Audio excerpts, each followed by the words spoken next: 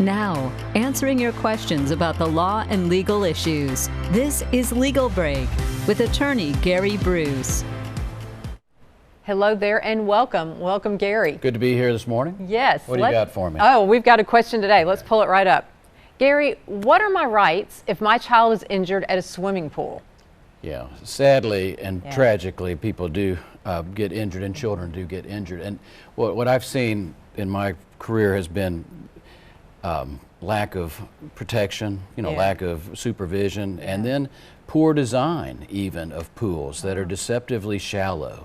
So I hate it when I hear about something like that, but the parents have the right to look for who made the bad decisions. Yeah, so who would bring this case? Yeah, and it's brought by the parents, but here's the good news, I guess, if there is any in all this. So the courts are very involved with cases involving children. Okay. So, I've dealt with situations where there's maybe divorce or two different parents, or a grandmother's handling a case instead of the parent because they're raising the children.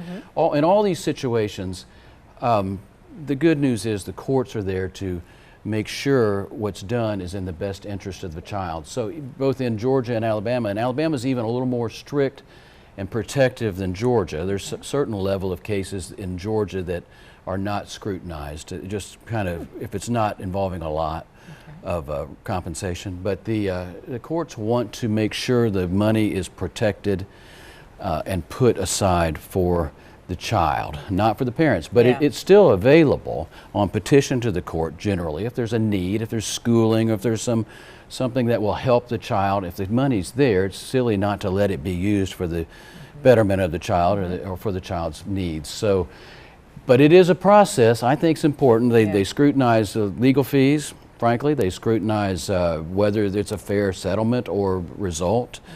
And they scrutinize who's going to watch the money and make sure it's handled right. So if you're on a jury and see something, it'll be usually a parent, but there's also going to be another level of protection for the child where the money is set aside. So I think that's important to know because people worry about that.